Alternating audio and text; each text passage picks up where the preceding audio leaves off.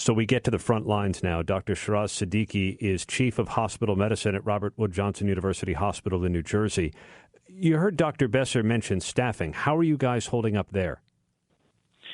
So all the different departments meet every morning. There's a morning huddle to discuss staffing and resources.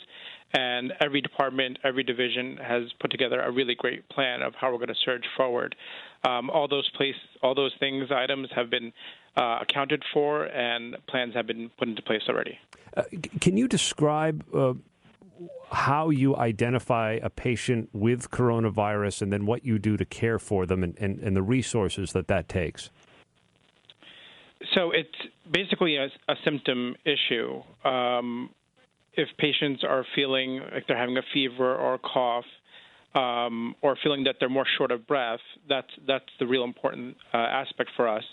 They're being seen in the emergency room, and we're able to triage there whether or not patients need testing or they need admittance. So we've put together a really great protocol to evaluate these patients so we know whether or not we should test them and what resources we need to be able to use to take care of them.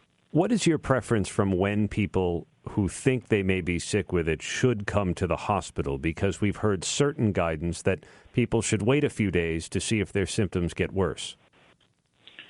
So normal symptoms that we're hearing are that patients are having fevers and cough. What we've been instructing people for the most part is if you start to feel short of breath or you feel like your breathing's changing, that's probably an important time to let somebody know and be evaluated either by your primary care doctor or come to the emergency room if you feel your breathing has really shifted from its baseline. There has been a concern expressed by elected officials about the capacity of the nation's hospitals. I don't want to get into specific numbers with you, but can you give us a general sense of what you think about that concern? And at your hospital, what do you do to best mitigate it? I think capacity is definitely a concern for everyone. And as an academic medical center, we have some of the greatest resources that one can have. Our groups, from the emergency room to the hospital service, infectious disease, pulmonary, radiology, hospital administration, everybody has come together to come up and design a protocol in order to deal with these patients, place them in the right situation, and to accommodate for even more patients coming in. So we definitely have what I believe we called a disaster plan in place already, and we're ready to deploy that if and when we have to.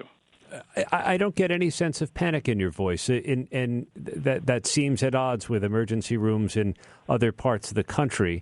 That planning is obviously key. Are you stocked up on supplies? We've heard of shortages elsewhere. From a supply point of view, the health system, Robert Wood Johnson-Barnabas Health, has identified additional suppliers to ensure that we've maintained adequate supplies. And as far as not hearing any anxiety in my voice, it's really because what we've been doing here, what we've been able to accomplish as of right now has really allowed us to stay calm in this situation. Again, as an academic medical center, we have the ability to use a lot of technology that is really helping our staff expand their abilities.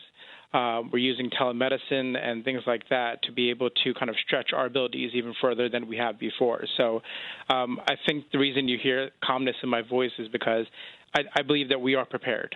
We have the resources, we have the planning, and I think we're in a situation right now where we can handle this in a good way. It's good to hear.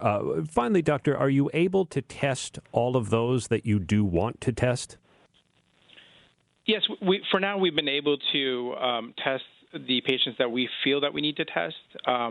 There is, again, a process and a protocol to that. I know it all depends on what the patient presents with and family members that they have interacted with and who test positive. So for now, we have been able to test. And from what I've heard, and again, this is the great communication that we have here, those abilities are continuing to improve. That's certainly good news. Dr. Sheraz Siddiqui, right there on the front lines. He's Chief of Hospital Medicine at Robert Wood Johnson University Hospital in New Jersey. Doctor, our thanks to you.